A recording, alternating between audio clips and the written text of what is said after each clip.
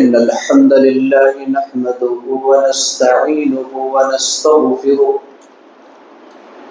ونعوذ بالله من شرور أنفسنا ومن سيئات أعمالنا من يهده الله فلا مضل له ومن يضلل فلا هادي له وأشهد أن لا إله إلا الله وحده لا شريك له وأشهد أن محمدا عبده ورسوله يا أيها الذين آمنوا اتقوا الله حق تقاته ولا تموتن إلا وأنتم مسلمون يا أيها الناس اتقوا ربكم الذي خلقكم من نفس واحدة وخلق منها زوجها وبث منهما رجالا كثيرا ونساء واتقوا الله الذي تساءلون به والأرحام إن الله كان عليكم رقيبا يا أيها الذين آمنوا اتقوا الله وقولوا قولا سديدا يصلح لكم أعمالكم ويغفر لكم ذنوبكم ومن يطع الله ورسوله فقد فاز فوزا عظيما أما بعد فإن خير الحديث كتاب الله وخير الهدي هدي محمد صلى الله عليه وسلم وشر الأمور محدثاتها وكل محدثة بدعة وكل بدعة ضلالة وكل ضلالة في النار أعوذ بالله من الشيطان الرجيم بسم الله الرحمن الرحيم وما آتاكم الرسول فخذوه وما نهاكم عنه فانتهوا وقال النبي صلى الله عليه وسلم من عمل عملا ليس عليه أمرنا فهو رد رواه البخاري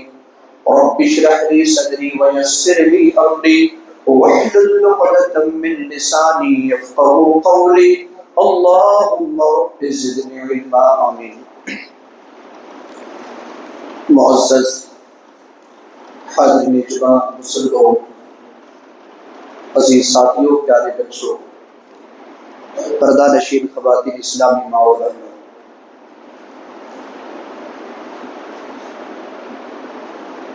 آج شعبان المعظم مہینے کی 10ویں تاریخ ہے۔ اسلامی اعتبار سے سال کا یہ 8واں مہینہ ہے۔ اسی مناسبت سے میں نے آپ حضرات کی خدمت میں سورۃ الحشر کی آیت نمبر 7 کی تلاوت کی ہے اور صحیح بخاری کی حدیث پڑھی ہے۔ آج کے جمعہ خطبہ کا عنوان ہے 15ویں شعبان کی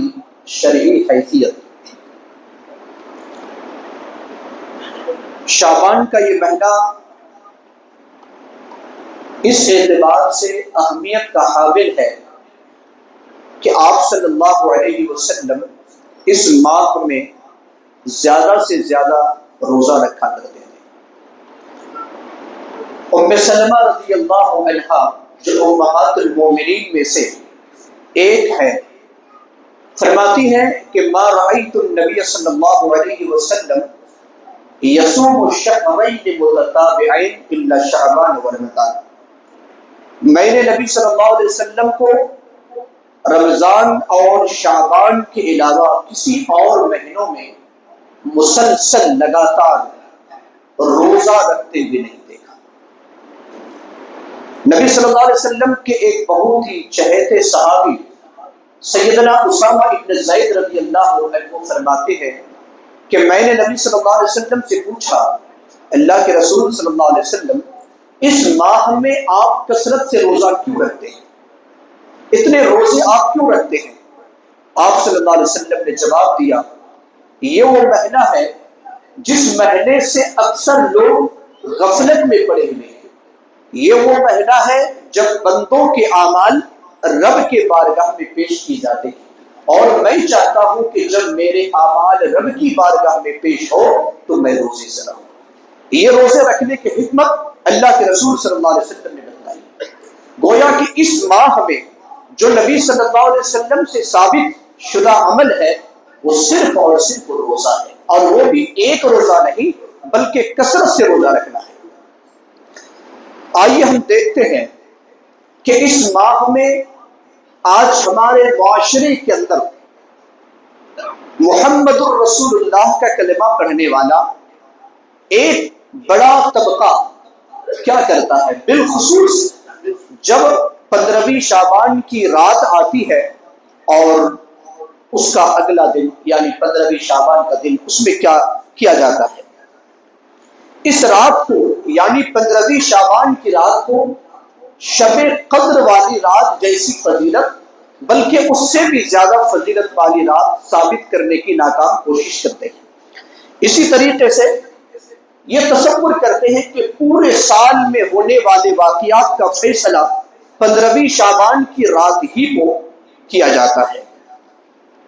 اور اسی طریقے سے کہنا یہ بھی ہے لوگوں کا،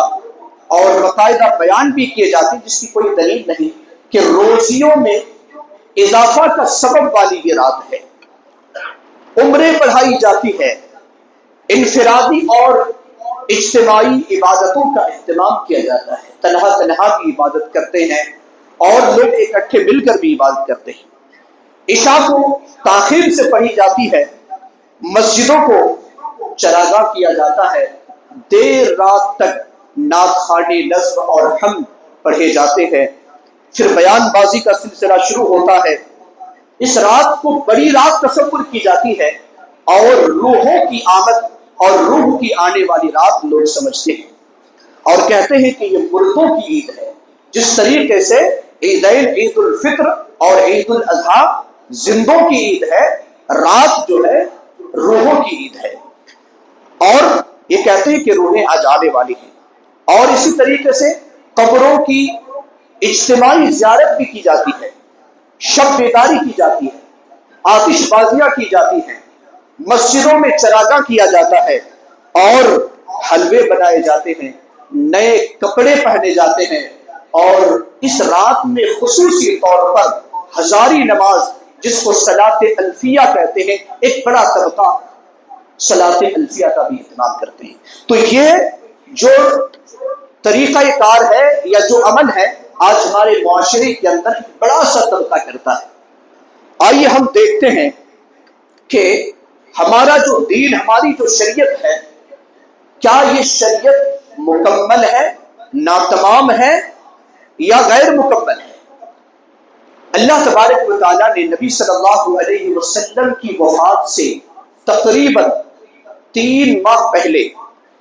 تقریباً 100 دن پہلے اللہ تبارک و تعالیٰ نے سورۃ المائدہ کی آیت نمبر 3 کو نازل کر دیا۔ اللہ تبارک و تعالیٰ نے کیا فرمایا؟ اليوم اکملت لکم دینکم واتممت علیکم نعمتی ورضیت لکم الاسلام دینا۔ آج کے دن میں نے دین اسلام کو مکمل کر دیا اور اپنی نعمتیں پوری کر دی اور تم سے ہم راضی ہو گئے۔ اللہ تبارک و تعالیٰ نے اعلان کیا۔ یہ اعلان کب کا تھا؟ اللہ کے رسول صلی اللہ علیہ وسلم حجۃ الوداع کے موقع پر تھے، میدان عرفات ہے، جمعہ کا دن ہے، اور اللہ تبارک و تعالیٰ اس آیت کو نازل کیا جبریل علیہ السلام کے ذریعے سے کہ آج کے دن میں نے دین اسلام کو مکمل کر دیا۔ جب یہ آیت نازل ہوئی، آپ کے ہمراہ تقریباً 1 لاکھ سے زائد صحابہ اکرام کی بڑی جماعت میدان عرفات میں موجود ہے۔ اللہ کے رسول صلی اللہ علیہ وسلم نے تمام صحابہ اکرام سے کہا، اے لوگوں، حل بلغت، کیا میں نے اللہ کے نازل کردہ احکام کو پہنچایا یا نہیں؟ تم تک اپنی ذمہ داری پوری کی یا نہیں؟ تمام 1,20,000 سے زائد صحابہ اکرام موجود ہیں، بے زبان یہ کہا، بلغت واتیت، اے اللہ کے رسول صلی اللہ علیہ وسلم، آپ نے اپنی ذمہ داری پوری کر دی ہے، اسلام کے تمام احکام کو پہنچا دیا ہے، رب کے حکم کو کبھی آپ نے چھپایا نہیں ہے، اللہ کے رسول صلی اللہ علیہ وسلم کے سامنے جب صحابہ اکرام نے گواہی دی، آپ صلی اللہ علیہ وسلم نے اپنی شہادت کی انگلی کو آسمان کی طرف اٹھاتے ہیں، آسمان کی طرف اٹھاتے ہیں اور اللہ سے کہتے ہیں اللہم اشہد اللہم اشہد اللہم اشہد، اے اللہ زمین والوں نے آج گواہی دے دی ہے کہ تیرے پیغام کو ہم نے چھپایا نہیں،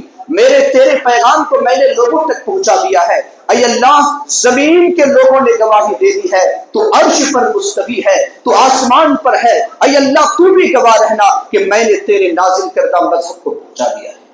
اللہ کے رسول صلی اللہ علیہ وسلم نے یہ صاف لفظوں میں فرما دیا کہ میں نے اے اللہ تیری نازل کردہ شریعت کو پہنچا دیا ہے۔ اب آئیے ہم شریعت کی نظر میں دیکھتے ہیں کہ یہ جو کام انجام دیے جاتے ہیں 15ویں شعبان کے نام سے، چاہے وہ رات کا ہو یا اگلے دن کا صرف ایک دن کا روزہ رکھنا ہو، کیا نبی صلی اللہ علیہ وسلم سے اس طرح کا کوئی ثبوت ہے؟ ہم رسول اللہ صلی اللہ علیہ وسلم کو دیکھیں گے، وجہ کیا ہے؟ وجہ یہ ہے اللہ تبارک و تعالیٰ نے صاف لفظوں میں فرمایا کہ ما آتاکم الرسول فخذوہ وما نہاکم عنہ فانتہوا، رسول جو تمہیں دیتے ہیں لے لو اور اس چیز سے منع کرتے ہیں اسے رک جاؤ۔ اللہ تبارک و تعالیٰ نے کسی اور کو ہمارے لیے اسوہ اور نمونہ نہیں بنایا۔ آئیڈیل اگر کسی کو بنایا تو اللہ تبارک و تعالیٰ نے کس کو بنایا؟ پیارے نبی صلی اللہ علیہ وسلم کو بنایا۔ قرآن مقدس سورہ احزاب آیت نمبر 21 میں اللہ تبارک و تعالیٰ نے فرمایا لَقَدْ كَانَ لَكُمْ فِي رَسُولِ اللَّهِ أُسْوَةٌ حَسَنَةٌ لِمَنْ كَانَ يَرْجُو اللَّهَ وَالْيَوْمَ الْآخِرَ وَذَكَرَ اللَّهَ كَثِيرًا، یقیناً رسول اللہ صلی اللہ علیہ وسلم میں تمہارے لیے بہترین نمونہ موجود ہے، ہر اس شخص کے لیے جو اللہ پر اور یوم آخرت پر ایمان رکھتا ہو، اس کی توقع کرتا ہو اور اللہ کو کثرت سے یاد کرتا ہو۔ اللہ تبارک و تعالیٰ نے یہاں پر آئیڈیل اور نمونہ بنایا نبی صلی اللہ علیہ وسلم کو۔ آج لوگوں نے کسی امام کو نمونہ بنایا، کسی شخص کو نمونہ بنایا، لیکن اللہ تبارک و تعالیٰ نے جس کو انتخاب کیا وہ کوئی اور نہیں بلکہ نبی صلی اللہ علیہ وسلم ہے۔ اور یہی وجہ ہے کہ نبی صلی اللہ علیہ وسلم کو معلوم تھا کہ میرے بعد کچھ ایسے لوگ پیدا ہوں گے جو دین کو خلط ملط کریں گے۔ جس طریقے سے دنیا کے اندر ایک اصل چیز ہوتی ہے اور پھر ایک جعلی بھی ہوتی ہے، دین کو اسی طریقے سے لوگ اصل اور جعلی میں بھی بدلنے کی ناکام کوشش کریں گے۔ اسی لیے اللہ کے رسول صلی اللہ علیہ وسلم نے اپنے ہر خطبہ میں کوئی ایسا خطبہ نہیں، چاہے وہ جمعہ خطبہ ہو، چاہے عیدین کا خطبہ ہو، چاہے وہ خطبہ نکاح ہو، چاہے عام خطبہ ہو، آپ نے لوگوں کے سامنے یہ تعلیم رکھی، ہر خطبہ میں یہ تعلیم رکھی اما بعد فإن خیر الحدیث کتاب اللہ وخیر الہدی ہدی محمد صلی اللہ علیہ وسلم۔ اس بات کو آپ نے واضح طور پر بیان کر دیا کہ سب سے بہترین کتاب اللہ کی کتاب ہے، سب سے بہترین کتاب اللہ کی کتاب ہے اور سب سے بہترین طریقہ محمد صلی اللہ علیہ وسلم کا طریقہ ہے۔ آپ نے صاف لفظوں میں فرما دیا، آج غیر مسلم کتاب کو دیکھ کر، قرآن اور حدیث کو دیکھ کر کے اسلام قبول کرتے ہیں، اسلام کی طرف آتے ہیں۔ مسلمانوں کو آج اسلام سمجھ میں نہیں آتا، مسلمان بدعتی ہوتے ہیں، شرک کے جیسے برے اور گھنونے فعل کو بھی انجام دیتے ہیں۔ آپ کو معلوم ہوگا کہ امریکہ کے آکسفورڈ یونیورسٹی کے اندر اس بات کو واضح طور پر بیان کیا گیا اور ثابت کی گئی کہ دنیا کے اندر اگر کسی کتاب کا قانون اگر چلنے والا ہے اور حتمی ہے اور حقیقی ہے تو وہ صرف اور صرف قرآن مقدس ایک ایسی کتاب ہے جو قرآن اس طریقے سے ہے کہ اگر اس کو لوگوں کے درمیان اگر اس کے احکام کو نافذ کر دیا جائے تو لوگ امن اور سکون کی زندگی گزاریں گے۔ آج انگریز گورے بھی اس قانون کو ماننے کو تیار ہیں، اگر نہیں مانتے ہیں کم از کم اس کی شہادت دینے کو تیار ہے، گواہی دینے کو تیار ہے، لیکن مسلمانوں کی بات سمجھ میں نہیں آتی۔ اللہ کے رسول صلی اللہ علیہ وسلم نے فرمایا کہ سب سے بہترین طریقہ محمد الرسول اللہ صلی اللہ علیہ وسلم کا طریقہ ہے، کیونکہ نبی صلی اللہ علیہ وسلم نے بتایا کہ میرے بعد معلوم تھا کہ میرے بعد بہت سارے ایسے لوگ ہوں گے، بہت سے ایسے لوگ ہوں گے جو جس طریقے سے دنیا کی ہر چیز کو کا ڈپلیکیٹ اور اس کا جعلی بنانے کی کوشش کریں گے، اسی طریقے سے دین خالص کو بھی، دین توحید کو بھی، دین محمدی کو بھی لوگ جعلی بنانے کی کوشش کریں گے۔ آپ صلی اللہ علیہ وسلم نے اسی لیے فرمایا کہ سب سے بہترین طریقہ میرا طریقہ ہے اور سب سے بہترین کتاب اللہ کی کتاب ہے۔ آپ صلی اللہ علیہ وسلم نے امت کو آگاہ کرتے ہوئے فرمایا من احدث فی امرنا ھذا ما لیس منہ فہو رد، جس نے کوئی ایسا عمل کیا ہمارے دین کے اندر، ہماری شریعت کے اندر، جس کا ہمیں حکم نہیں ہے، جس کے بارے میں ہم نے حکم نہیں دیا، اس کے باوجود اگر شریعت سمجھ کر رہا ہے تو وہ انسان اللہ رب العالمین کے نزدیک وہ عمل بدعت ہے یا مردود ہے۔ اور دوسری حدیث کے اندر کہا کہ ہر عمل جس کا تعلق کتاب و سنت کے اندر نہیں ہے پھر بھی لوگ اسے عمل سمجھ کر، دین سمجھ کر رہے ہیں تو بدعت ہے، اور بدعت گمراہی ہے، اور گمراہی جہنم میں لے جانے والی ہے۔ اسی لیے مسلمانوں ہماری ذمہ داری ہے کہ ہم جو دین خالص ہے، اسلام دین خالص ہے، کتاب و سنت بالکل صاف ہے، اس میں کسی اور کا قول کی ہمیں ضرورت نہیں ہے۔ اللہ تبارک و تعالیٰ نے اور نبی صلی اللہ علیہ وسلم نے صاف لفظوں میں جو فرما دیا، اور ائمہ کا بھی جو فتنہ آیا نبی صلی اللہ علیہ وسلم کے گزر جانے کے کافی سال کے بعد، تقریباً 400 سال کے بعد یہ سارے فتنے وجود میں آئے۔ اس سے پہلے سب کتاب و سنت کی دعوت دینے والے تھے، اور اسی وجہ سے لوگ متحد تھے، اور اسی وجہ سے پوری دنیا میں مسلمانوں کی حکومت چلتی تھی۔ کہنے کا مطلب یہ ہے مسلمانوں کہ ہمارا دین بالکل صاف اور واضح ہے، اور اللہ تبارک و تعالیٰ نے ہمیں بتا دیا، نبی صلی اللہ علیہ وسلم نے ہمیں کر کے دکھایا۔ آپ صلی اللہ علیہ وسلم نے تو ایک مرتبہ یہ بھی کہا، آپ نے یہ بھی کہا کہ اگر اے لوگوں سن لو، کیا میں نے تمہیں میری بات جو اللہ تبارک و تعالیٰ نے نازل کی ہے تم تک پہنچا یا نہیں؟ جب صحابہ کرام نے کہا کہ ہاں آپ نے پہنچا دیا، آپ صلی اللہ علیہ وسلم نے یہ بھی فرمایا سنو لوگوں کہ کوئی ایسا عمل جو انسان کو جنت سے قریب کرے اور جہنم سے دور کرے میں نے نہ بتایا ہو، ایسی کوئی بات نہیں ہے۔ یعنی ہر وہ عمل جو انسان کو جنت کے قریب لے جائے، اور ہر وہ عمل جو انسان کو جہنم سے دور کر دے، اللہ کے رسول صلی اللہ علیہ وسلم نے واضح لفظوں میں بتا دیا ہے۔ لہذا ہماری ذمہ داری ہے مسلمانوں کہ ہم وہ عمل کریں جو اللہ اور اس کے رسول کے احکام کے مطابق ہو، اور وہ تمام عمل سے کنارہ کشی اختیار کریں، دوری اختیار کریں جس کو شریعت نے بدعت قرار دیا ہے۔ آپ کو معلوم ہوگا سیدنا عمر ابن خطاب رضی اللہ عنہ کا زمانہ ہے، ایک یہودی شخص عمر ابن خطاب کے پاس آ کر کیا کہتا ہے، بڑا عجیب و غریب وہ کہتا ہے، واقعہ بیان کرتا ہے کہ قرآن مقدس کے اندر ایک ایسی آیت ہے، اگر یہ آیت تورات کے اندر جو موسیٰ علیہ السلام پر نازل ہوئی یہ آیت نازل ہوتی تو ہم اس دن کو بطور عید مناتے، خوشی کے طور پر مناتے۔ عمر ابن خطاب نے کہا کہ وہ کون سی آیت ہے؟ اسی آیت کی تلاوت کی، اليوم اکملت لکم دینکم واتممت علیکم نعمتی ورضیت لکم الاسلام دینا۔ سیدنا عمر بن خطاب نے کہا کہ اللہ کا شکر ہے، اللہ تبارک و تعالیٰ نے اس آیت کو جو نازل کیا تھا وہ کوئی اور میدان نہیں بلکہ میدان عرفات میں نازل کیا، کسی اور دن میں نہیں بلکہ اللہ تبارک و تعالیٰ نے جمعہ کے دن نازل کیا، اور جمعہ مومنوں کے عید کے طور پر یہ دن ہے، لہٰذا یہ اللہ رب العالمین کا شکر ہے۔ کہنے کا مطلب یہ ہے کہ اللہ تبارک و تعالیٰ نے ہمارے جو شریعت ہے صاف لفظوں میں بتا دیا ہے۔ آئیے ہم اور آپ دیکھتے ہیں بالخصوص 15ویں شعبان کی جو فضیلت کے بارے میں بہت ساری حدیثیں بیان کی جاتی ہیں، ان میں سے بعض حدیث تو انتہا ضعیف ہے، بعض حدیثیں موضوع اور من گڑت ہے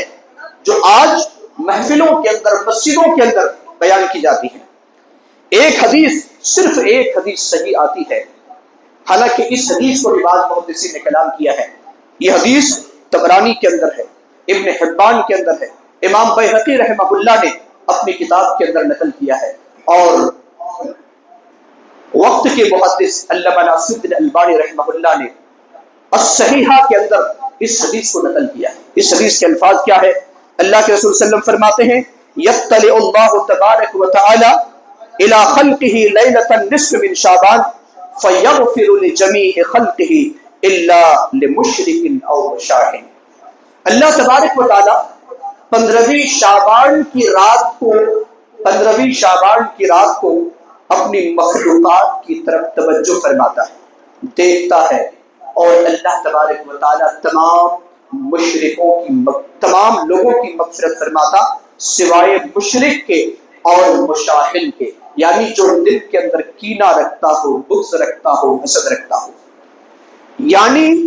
یہ رات مغفرت کی ہے. اگر مغفرت کی رات ہے تو ہمیں دو عمل سے اجتناب کرنا ہے, اس میں کوئی تیسرا عمل نہیں. اللہ کے رسول صلی اللہ علیہ وسلم نے فرمایا کہ اگر کوئی انسان شرک کرتا ہے تو وہ شرک کرنا چھوڑ دے. اگر کوئی انسان کسی کے خلاف کینہ رکھا ہے, بغض رکھا ہے, حسد رکھا ہے, تو وہ حسد کو ترک کر دے. اللہ تبارک و تعالیٰ کی طرف سے اس انسان کی بخشش اور مغفرت ہو جائے گی. لیکن آج مسلمان شرک بھی کرتے ہیں, ایک دوسرے کے خلاف حسد بھی کرتے ہیں, اور پھر پوری رات اس دن اور رات کو پوری رات عبادت بھی کرتے ہیں, اور نہ جانے کیا کیا خرافاتی عمل کرتے ہیں جس کا شریعت سے کوئی تعلق نہیں ہے. ہمارے معاشرے کے اندر کچھ ایسے خطیب ہیں, کچھ ایسے علماء ہیں جو کتاب و سنت کو بڑھا چڑھا کر بھی بولتے ہیں, اور ضعیف حدیثوں کو, موضوع حدیثوں کو بھی بیان کرتے ہیں. صحیح مسلم کی روایت, اللہ کے رسول صلی اللہ علیہ وسلم نے ایک مرتبہ فرمایا, کیونکہ آپ کو معلوم تھا کہ میری طرف لوگ منسوب کرنے والے ہیں,